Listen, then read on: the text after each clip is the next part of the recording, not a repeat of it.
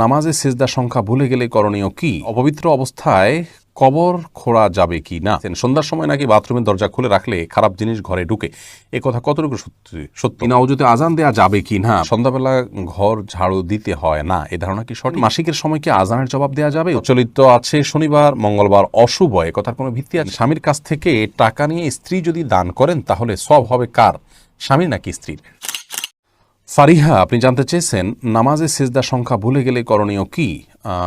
রাকাত সংখ্যা ভুলে গেলে কি করব, এ নিয়ে আমাদের একটা ভিডিও আছে, সেটা দেখে নিতে পারেন, সেখানে বিস্তারিত বলা আছে। সংক্ষেপে আমরা এটুকু বলি, যদি রাকাত সিজদার সংখ্যা নিয়ে আপনার ভুল হয় তাহলে সেক্ষেত্রে আপনি বেশিরভাগ যেটা মনে হয়, মন যেদিকে বেশি ঝোঁকে, দুইটা না একটা, দুইটার দিকে মন ঝুঁকে বেশি ঝুঁকলে আপনি দুইটা ধরে রাখবেন, শেষে সিজদা সৌ দিয়ে নেবেন। আর যদি একটার দিকে মন বেশি ঝুঁকে তাহলে আরেকটা দিয়ে শেষে সিজদা সৌ দিয়ে নেবেন। আর যদি কোন দিকে মন না ঝুঁকে তাহলে কমটা ধরে, অর্থাৎ একটা ধরে আরেকটা সিজদা দিয়ে লাস্টে সিজদা সৌ দিয়ে নেবেন, তাতে নামাজ হয়ে যাবে ইনশাআল্লাহ। এরপরে শাহাবুদ্দিন এসকে, আপনি জানতে চেয়েছেন অপবিত্র অবস্থায় কবর খোঁড়া যাবে কি না? অপবিত্র অবস্থা বলতে যদি বিনা ওযুতে হয় কোনো অসুবিধা নেই, এমনকি বিনা গোসলেও সমস্যা নাই, কিন্তু বিনা গোসলে অবশ্যই লম্বা সময় থাকা উচিত না, সেই জায়গা থেকে এরকমটি না করা উত্তম, কিন্তু করলে কোনো বড় গুনাহ হবে না। নীলয় সঞ্জিতা জানতে চেয়েছেন সন্ধ্যার সময় নাকি বাথরুমের দরজা খুলে রাখলে খারাপ জিনিস ঘরে ঢুকে, এ কথা কতটুকু সত্য? বোন নিলয়, শুধুমাত্র সন্ধ্যার সময় নয়, দিন এবং রাতের যে কোনো সময় ওয়াশরুমের দরজা, বাসায় যে সমস্ত বাসা বাড়িতে ওয়াশরুম, ভেতরে টয়লেট আছে, সেই জায়গাতে টয়লেটের দরজা খোলা উচিত, এমনকি বাইরে থাকলেও টয়লেটের দরজা খোলা রাখা উচিত নয়, বাইরে থেকে এটা লাগাই দেওয়া উচিত। কারণ দুষ্ট জিনের সবচেয়ে বড় তাদের অবস্থানের জায়গা হলো এই টয়লেটগুলো। নবী করিম সাল্লাল্লাহু আলাইহি ওয়াসাল্লাম বিভিন্ন হাদিসে সতর্ক করেছেন এবং এটি বিভিন্ন অভিজ্ঞতার আলোকেও প্রমাণিত আমাদের কাছে। অনেকেই টয়লেটে গিয়ে আক্রান্ত হয়েছেন দুষ্ট জিন দ্বারায়, অনেকেই আপনার ক্ষতিগ্রস্ত হয়েছেন তাদের উপদ্রবের দ্বারায়, এবং সাহাবীদের যুগে এরকম ঘটনা ঘটেছে। এই জন্য নবী সাল্লাল্লাহু আলাইহি ওয়াসাল্লাম টয়লেটে ঢোকার সময় দুষ্ট জিনের উপদ্রব থেকে বাঁচার জন্য আল্লাহর কাছে আশ্রয় প্রার্থনা করার দোয়া শিক্ষা দিয়েছেন এবং বলেছেন আল্লাহুম্মা ইন্নী আউযু বিকা মিনাল খুবুসি ওয়াল খাবাইথ। যার কারণে বাসা বাড়িতে টয়লেটের দরজা দিনে রাতে কোনো সময় না খুলে রেখে এটাকে যথাসম্ভব বাহির থেকে সিটকেনে দিয়ে রাখা উচিত, কিন্তু শুধু সন্ধ্যায় খোলা রাখা উচিত নয়, এমনটি মনে করা ভুল। আবু হায়দার দাউদ, আপনি জানতে চেয়েছেন বিনা অজুতে আজান দেওয়া যাবে কি না? ভাই আবু হায়দার, দেওয়া যাবে, কোনো সমস্যা নেই। অজু এটি আবশ্যক হলো নামাজের জন্য, এটি আবশ্যক করেন স্পর্শ করার জন্য, এটি আবশ্যক তওয়াফ করার জন্য, এছাড়া আজান দেওয়ার জন্য অজু এটি আবশ্যক নয়। তবে অজু অবস্থা আজান দেওয়া উত্তম, এতে কোনো সন্দেহ নেই এবং মুস্তাহাব, কিন্তু বিনা অজুতে আজান দিলে গুনাহগার হবেন না, এই অভ্যাসটা নিয়মিত করে ফেলাটা অনুচিত। শারমিন জাহান জানতে চেয়েছেন সন্ধ্যাবেলা ঘর ঝাড়ু দিতে হয় না, এ ধারণা কি সঠিক? না, এটি সম্পূর্ণ কুসংস্কার। সন্ধ্যাবেলা ঘর ঝাড়ু দেয়া বা প্লেটের পানি বাহিরে ফেলার সাথে আপনার কোনো ক্ষয়ক্ষতির কোনো সম্পর্ক নেই, কোনো কিছু হবে না। দিনের বেলা যেরকম ঝাড়ু দেওয়া যায়, সন্ধ্যাও দেওয়া যায়, রাতেও দেওয়া যায়, এবং রাতেও প্লেটের পানি চাইলে বাইরে ফেলতে পারে কেউ, কোনো সমস্যা নেই। এগুলো হিন্দু ধর্মের বিভিন্ন বিশ্বাস আমাদের উপরে ভর করেছে এবং সেটার কারণে আমরা মনে করি এগুলো ক্ষতিকর। এরকম বিশ্বাস করলে বরং সেটি ঈমানের জন্য ক্ষতিকর হবে। আর মিনা পারভিন, আপনি জানতে চেয়েছেন মাসিকের সময় কি আজানের জবাব দেওয়া যাবে? উত্তর হলো যাবে, কোনো অসুবিধা নেই। মাসিকের সময় আপনি জিকির আজকার করতে পারেন, দোয়া দুরূদ পড়তে পারেন, আল্লাহর কাছে দোয়া প্রার্থনা করতে পারেন, আজানের জবাব দিতে পারেন, কোনো অসুবিধা নেই।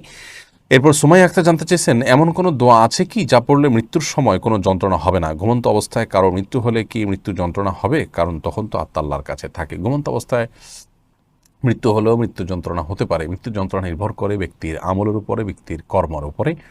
তবে অনেক সময় নেককারেরও মৃত্যু যন্ত্রণা হয়। একটি হাদিসে আসছে, নবী সাল্লাল্লাহু আলাইহি ওয়াসাল্লাম বলেছেন অনেক লোক আছে যারা সারা জীবন ভালো কাজ করেছেন, কিছু খারাপ কাজ আছে, তো কিছু খারাপ কাজের প্রায়শ্চিত্ত হিসেবে আল্লাহ তাআলা তাকে মৃত্যুর আগে কষ্ট দিয়ে সেটা ক্ষতিপূরণ তিনি করে দেন, বা সেটা অ্যাডজাস্ট তিনি করে দেন, এরপরে তিনি মৃত্যুর পরে জান্নাতে চলে যান। আবার এর বিপরীতে কিছু মানুষ আছে যাদেরকে আল্লাহ তাআলা সারা জীবন তারা বেশিরভাগ খারাপ কাজ করেছে, কিছু দু চারটা ভালো কাজ করেছে, তাদেরকে হয়তো মৃত্যুর আগে আল্লাহ তাআলা একটু সুখ শান্তি দিলেন এবং এর মাধ্যমে তার ওই ভালো কাজের বিনিময় হয়ে যায় এবং আখিরাতে সে জাহান্নামে চলে যায়। অতএব মৃত্যু যন্ত্রণা হলেই তিনি নিশ্চিন্তভাবে খারাপ মানুষ হওয়ার আবশ্যক নয়, যদিও বেশিরভাগ ক্ষেত্রে বদকারদেরই মৃত্যু যন্ত্রণা বেশি হয়ে থাকে, যেমন হাদিস থেকে বোঝা যায়। সেটি হলো সাধারণ চিত্র। তো মৃত্যু যন্ত্রণা থেকে বাঁচার জন্য আপনি দোয়া জানতে চেয়েছেন। দেখুন, মৃত্যু যন্ত্রণা থেকে বাঁচার জন্য রাসূল আকরাম সাল্লাল্লাহু আলাইহি ওয়াসাল্লাম থেকে সুনির্দিষ্ট কোনো দোয়া আমার জানা নেই, তবে সাধারণভাবে আল্লাহর কাছে দোয়া চাওয়া যেতে পারে, আর ইমানের মৃত্যুর জন্য দোয়া করা যেতে পারে। ইমানের মৃত্যুর জন্য কিছু আমল আছে, কিছু করণীয় আছে। এই বিষয়ে আমাদের একটা ভিডিও আছে দীর্ঘ, এবং পিস টিভির একটা আলোচনা আছে ধারাবাহিক, সেটা আপনি শুনে নিতে পারেন। আর মৃত্যু যন্ত্রণা থেকে বাঁচার জন্য বা ইমানের মৃত্যুর জন্য বেশি বেশি মেসওয়াক করা, বেশি বেশি ইমানের কথা আলোচনা করা, নেকামলের চর্চার মধ্যে থাকা, এই কাজগুলো উচিত আমাদের। রহিম আখতার জানতে চেয়েছেন, প্রচলিত আছে শনিবার মঙ্গলবার অশুভ, এ কথার কোনো ভিত্তি আছে? না বোন, এ কথার কোনো ভিত্তি নাই, এগুলো কুসংস্কার।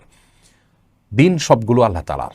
নবী সাল্লাল্লাহু আলাইহি সাল্লাম বলেছেন, আল্লাহ রাব্বুল আলামিন হাদিসে কুদসিতে বলেছেন, আনাদ-দাহর উকাল্লিবুল লাইলা ওয়ান নাহার লা তাসুব্বুদ-দাহর, তোমরা সময়কে গালমন্দ করো না, সময়কে খারাপ বলো না, কারণ আমি সময়কে পরিবর্তন করি।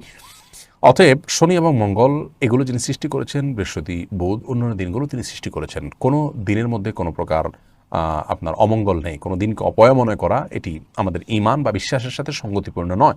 কল্যাণ এবং ক্ষতির একমাত্র মালিক আল্লাহ রাব্বুল আলামিন। কোনো সময়ের মধ্যে কোনো কল্যাণ অকল্যাণ নেই, বিধায় এমনটি বিশ্বাস করলে ঈমানের জন্য ক্ষতিকর হবে। আফরোজা ইয়াসমিন রনি জানতে চেয়েছেন, স্বামীর কাছ থেকে টাকা নিয়ে স্ত্রী যদি দান করেন তাহলে সওয়াব হবে কিনা?